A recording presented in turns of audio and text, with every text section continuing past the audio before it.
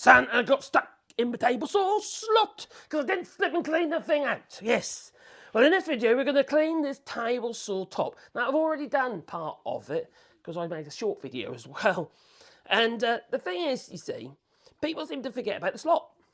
They do, you know. So what we're going to do is we're going to carry on cleaning this table saw top, this section here, which I don't really use very much, and it tends to get a bit shitty, as you can see.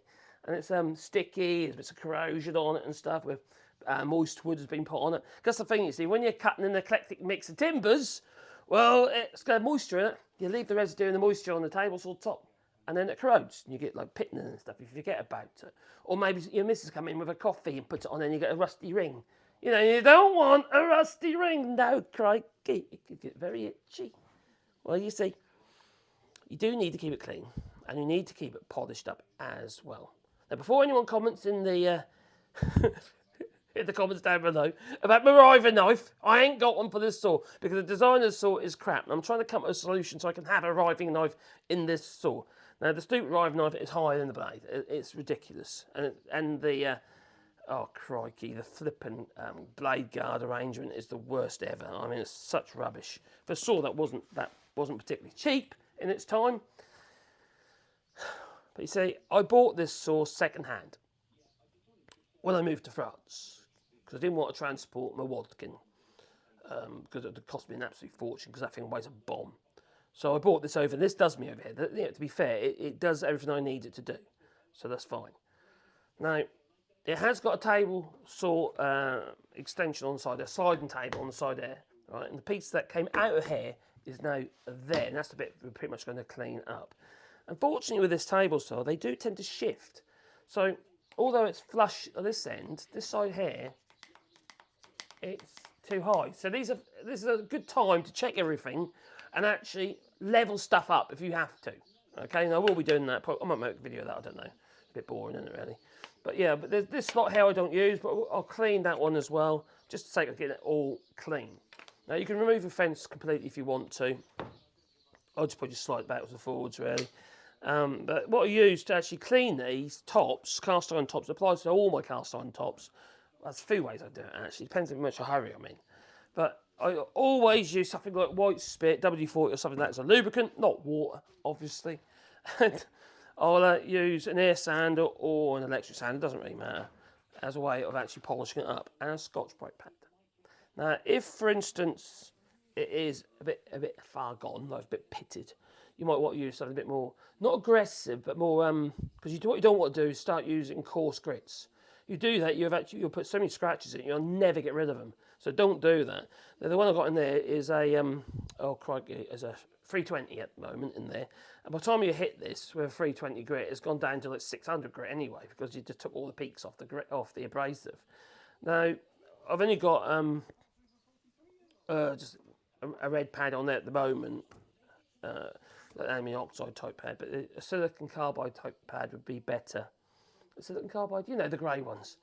They tend to be a bit better for this job, or even a wet and dry pad. That's better still. They don't seem to mind. They last longer, and you know, if you use a bit of white spirit with them as well, it tends to keep the pads clear.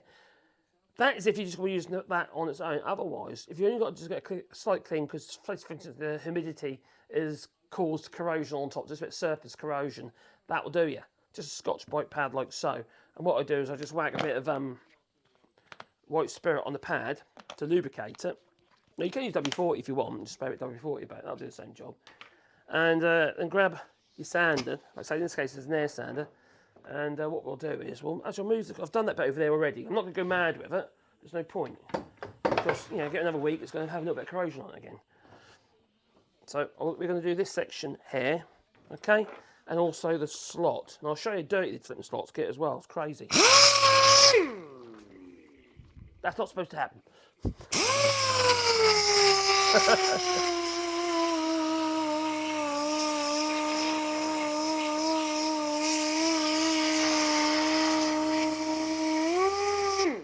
The thing about the Scotch-Brite pad is it's not too aggressive.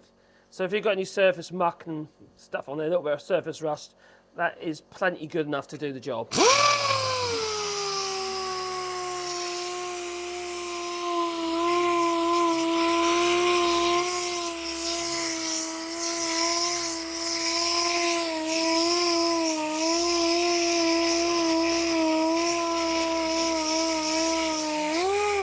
other thing is, be sure to keep it flat. Don't be tempted to do this.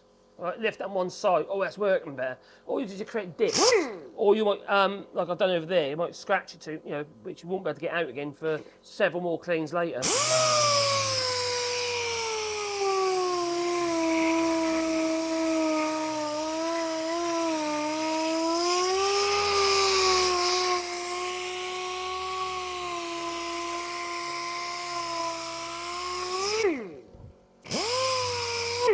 So if you don't want to use that, you can just use the pad on its own, which is a bit quicker. But it really depends on the level of corrosion that you've got. And also, it's not just corrosion, it's like bits of glue and all sorts of stuff. That might be and resin that you might need to get rid of. That's why I like the white spirit, because it kind of dissolves everything. Don't do this on a steel-topped, like a pressed steel-topped table saw. You make a right old mess. That's not worth it. Get a better saw.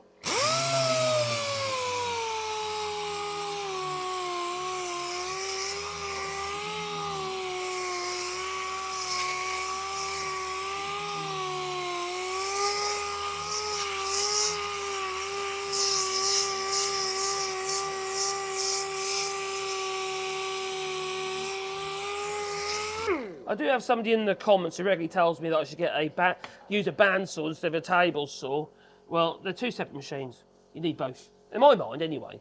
It depends what sort of woodwork you're going to do, isn't it, really? And also what money you got to spend. That's the other thing, because nothing's cheap, is it? And the thing about the bandsaw is how you can do rebating on a bandsaw. How can you do blind cutting on a bandsaw? You can't.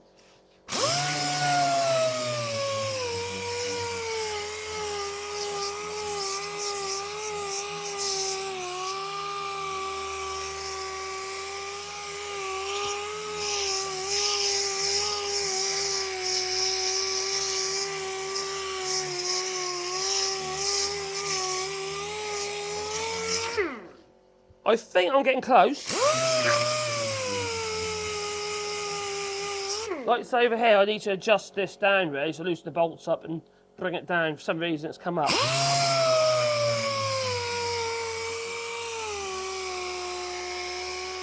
See, the thing is with any of these table saws, whether you've got a steel top one or one like this, well, your outfeed table, which the camera's sitting on at the moment, must be perfectly in line with your table saw top. And I do that by placing a straight edge, a long straight edge, onto my table saw outfeed table, because mine's a rigid one. And then what I do is I shim up the saw to the outfeed table. So I raise it or lower it to suit to the outfeed table. Generally, I raise it to it. And then make sure it's perfectly in line. Because if you've got any obstructions, just like that there, okay, where that piece of wood is sticking against the edge of that can cause you, well, kick back. Because what happens, you push a piece of wood through, and if it catches on something like that, effectively you're going to shunt it. So you don't want that, no. And especially if you've got anywhere near the fence at that point, it'd be bloody horrendous. Because you could accidentally end up going across this high area here instead of sliding over the top with it. So you can cause yourself all sorts of mischief. So it's best to obviously make sure everything is tuned effectively. So tune your table saw top. Yes, middle C.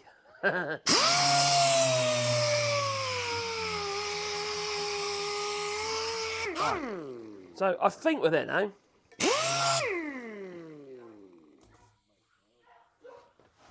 The dogs are barking, I don't know why. Let me just see if there's anyone there.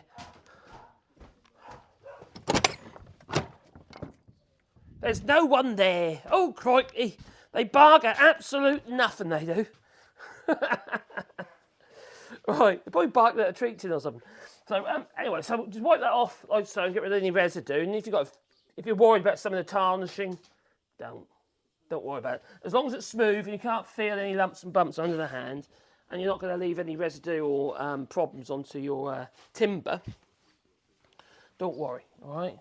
We worry too much. Just need it smooth. You see here, this joint here and this one here, this is perfectly smooth, because this particular table saw is made up of 1, 2, 3, 4 sections. Now this is the original wing of the table saw. This one I added on, because this is the one that got took off the far end of the table saw where the sliding table is. Just make it a bit wider. It's a bit pointless. That slot is not of no use whatsoever to me because it's too far away. The only thing is to see with the table saw as well, because normally, or a lot of table saws have 2 slots, one on either side, and this one would have done, either side of the blade, which allows you to make sleds that are just slightly proud at the top. Now when I say sled, I'm talking about these sort of things. So if for instance you've got, I don't know, a sled for a cross cut and right across your table saw top, you can have one of these strips of wood in each slot, but also you can have them a little bit thicker. So this is not making, when I say a little bit, I'm talking about like 0.5 millimetre, you know, 1/64th of an inch, or even 1/16th of an inch, just so it's not actually touching or putting pressure onto the actual table saw top itself. So effectively it's gliding along these rails and it reduces the friction, it makes it much easier to slide it backwards and forwards. But on this particular table saw, I don't have 2 slots. So if I did that and raised it and it's not sitting on here, on any of my sleds, whether it be little tiny ones like this or the bigger sleds, the problem I'll have is I'll actually kick it over. So my cuts won't be perpendicular. They'll be just fractionally out. It might only be 0.5 degree, but it'll still be out. It's not ideal if you're doing, if you're cross-cutting on your table saw for doing butt jointing. Because you've got a long piece of wood, effectively you can have one like that and one like that, aren't you? It's not going to be very good at all. So, this saw's got so many issues, I'll tell you, it really has. Now, you do need to clean your slot, and I've already cleaned this slot over here. Or have I done it fully? No, I don't know if I have actually. No, I haven't. So let's do this one, because this is the one that really matters, is this one. No, I haven't. I can feel it. If you run your fingers along there, or grab a bit of toilet paper on the roll in the slot, and try and get it under the slot, and have a look. See how clean your slot is. And if it looks like that, you know full well you need to clean it, don't you? You know, it's actually got grime in that one. So the good thing to do, you need to soften it first. So yet again, I use a bit of white spirit. Yes, wear gloves, you know, latex gloves. You've got some nitrile gloves. But for me, my hands are buggered anyway. They really are. So my skin, I got like my hands like leather. But if you're actually, if you're going to do this occasionally, or you're a weekend woodworker, make sure you wear gloves, because you bugger your skin up. You really will. So it'll take a very long time for me to heal, like that. So basically I've got a Scotch-Brite pad and I'm pushing it under the edge of the slot. And you could make a specific tool foot that fits the slot, allows enough room for the Scotch-Brite pad to go all the way around. Or you could make a tool made from a thin piece of plywood with some wet and dry paper glued onto each face and a little handle on the top. You could run that backwards and forwards along the slot. That'll work, I'm sure. I ain't done it, but you know, I don't see why it wouldn't work. This is just generally what I normally do. I just clean it out like that. And I try and feed the actual Scotch-Brite pad into the slot itself. Because this is the T-slot on this one. Now, you might not have a T-slot, so your slot will be a lot easier to keep clean. Yeah. I could do so much innuendo with this slot. Oh, reframe yourself, Marcus. Reframe yourself. I can't help myself sometimes. So I'm cleaning across the slot here, like so. I can feel the lumps and bumps in there, and there can be bits of glue, bits of all sorts of stuff stuck in there, and it builds up over a period of time.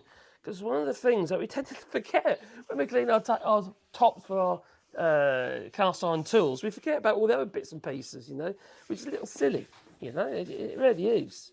But you know, a human, I suppose, we do silly things, don't we? Right, so I think I'm there. I'm not trying to make it shiny, I'm just trying to make it so it's got no lumps and bumps. Now these Scotch-Brite pads are quite good because they don't really damage the metal at all. You know, they just clean away. They're still abrasive, you know, but take a fair bit of work to cause damage. They do work. Now the first time I come across these things was in plumbing, and he's using them cleaning copper pipes and what have you. You know, worked perfectly well for that. And then they started doing the sanding pads. And then these Scotch-Brite sanding sheets, like this, you know. Well, the pad, or I don't know. Just don't use it on your pots and pans, no. Right, and get me different grits. So I think that's clean enough. There's a bit of corrosion there. I think I'm tempted to get another piece of wood in there, with a, is that corrosion or is that glue? Because I'm not getting to the bottom of that properly. I'm going to have to do something a little bit more aggressive. So I'm going to grab a piece of wood. If I can find a piece that'll fit in the slot. I didn't think I was going to have to do this. Oh, hang on, that might work. Will that work? Oh, not really. I need a piece of wood that'll go in my slot. That I do. Oh, that'll do. I found a bit. Yes. And then a sanding disc, which I'll just remove the one off the bottom here. That's what I'm going to do. Push it into the slot like so. Fold it round basically like that, yeah. Don't try and sand these corners off, you don't want to do that. And I'm just going to clean the bottom of that slot. Get the Scotch Brite pad in enough. So we want to keep all these things clean. So everything works as they should. Well, that's loads better, isn't that? That's loads better. So just run that through there like so. And in a moment we will look at polishing the top. What the heck? Don't know what that's in here. Right, then I've got this one here. I'm going to do the same with this one, I think. While I'm at it, I might as well clean it. Well, I don't use it, but you know. That side has no real purpose. It's just an extension, really, to the table saw top. You know, if you want to rip down wide boards. But currently, this table saw is not in its fixed position. I had to move it away from the wall because I had to actually, I needed a little bit extra distance from the wall when I was making some louver shutters to put the slots in, these louvers. So I've got to re-shim this back in again. That might be another video. Right. Yep, that's good. Just grab the rag, clean that out. There shouldn't be any build-up underneath, so I'm not going to be worrying about the edges or anything like that, because I don't use it anyway. I never use it. I'm not about to either. Now, you need a polisher, okay?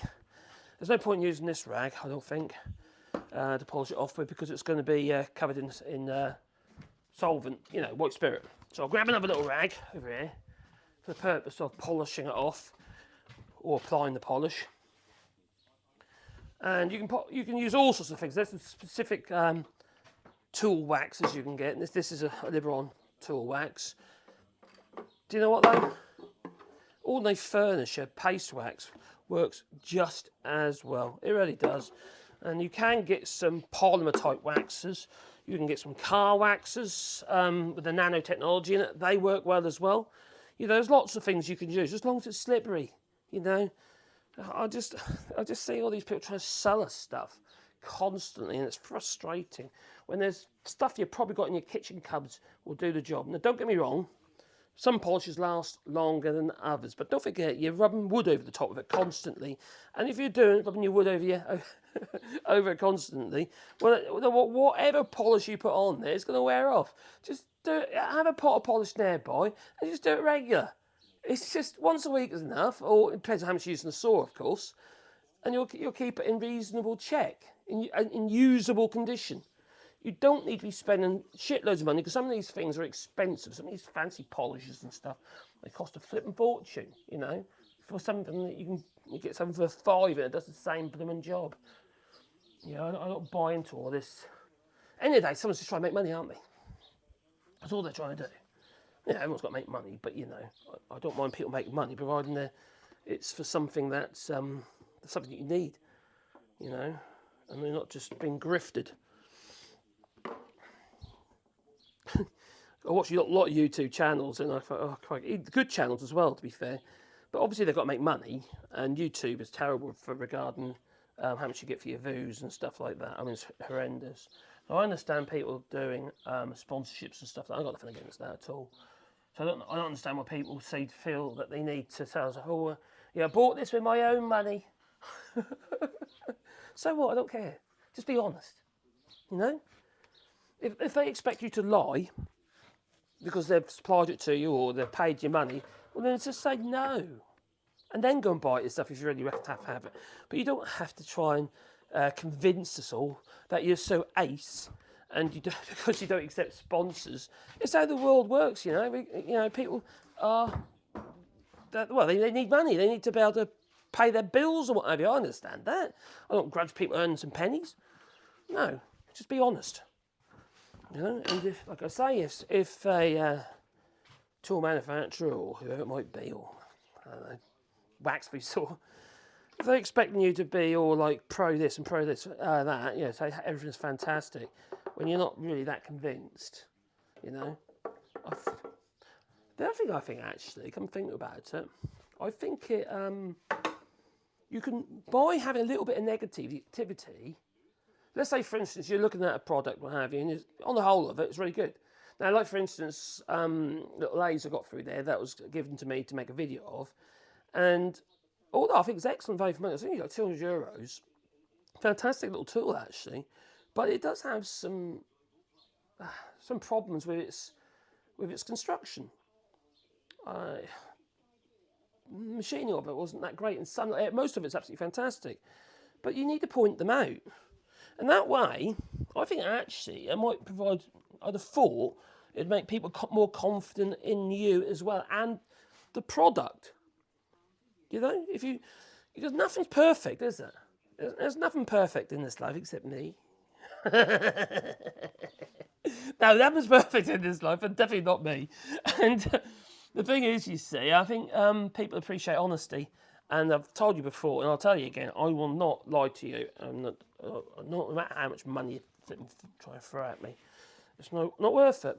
You've always got to remember the lies. That's what I tell myself, and I've been lied to so much in my life by family members and other people, business partners and stuff like that. I just got sick of it, and also politics and that as well. It's so negative, and it's I think people demean themselves.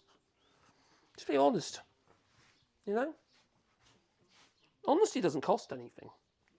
Even if you hurt somebody's feelings, it's tough, isn't it? You know, just be honest. You know, don't be nasty, obviously. So what you do is then, once you've done that, you can leave it a little bit just to evaporate. So you want the solvents to evaporate out of your wax. If you use a liquid wax like that one, a paste wax won't take very long at all. But this is already, yeah, it's getting there. It's already nearly there. Then once that's dried on there, you can then just get a dry cloth and just polish it off all over, and that will protect the top for a little while, but also make everything slide over it nice and, slippery. It's wet, nice and slippery. Now, there are some very good polishes out there you can use. The nano ones, actually. Car polishes work really well, by the way. Such as the ones that go white. You know, the paste waxes, like the nano and then the nano technology type ones. They're a little bit more expensive, but they're still under a tenner. You know, they last absolutely ages. And you get me colours as well if you want, you know. Whatever tickles your fancy. So there you go. That's clean and that's usable. And I've got a clean slot from the wood. That I have. So it should, well, I haven't waxed this, so it probably won't be, but there you go. It's definitely better though. Loads better. Much lighter touch. See? So if you wax it, remember that ain't waxed yet. It's been sitting, I never got down to use it for such a long time, that particular splice. So there you go, that works, that's all right. Put that back. So yeah, it's not difficult.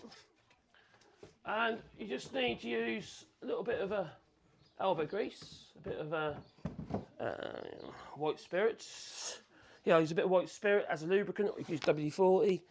And a sanding pad, I use electric sand, but I used an air sander. Scotch-Brite pad, like I say, a bit of white spirit, just do your thing, just have a bit of fun with it really. And once you've got it clean, providing you wax it regularly, you won't have to be doing what I did just now. That's the reason why this had corrosion on top is because it's been, well, for a start I've been cutting all the crap on there, rubbishy wood, wet wood. And another thing, I didn't clean it. I normally would polish it regular, and I haven't. So it's my own fault, you know. But if you keep on top of it, you know, your brand new table saw that's cast iron top won't get to this stage where you got like, I don't know, corrosion rings and stuff like that, where it's actually got a bit pitted in places. You'll be able to maintain that. So start from the, start as you mean to go on. That's what they say. And anyway, please leave it in the comments down below what wax you use, or do you even clean your table saw tops. Toodaloo.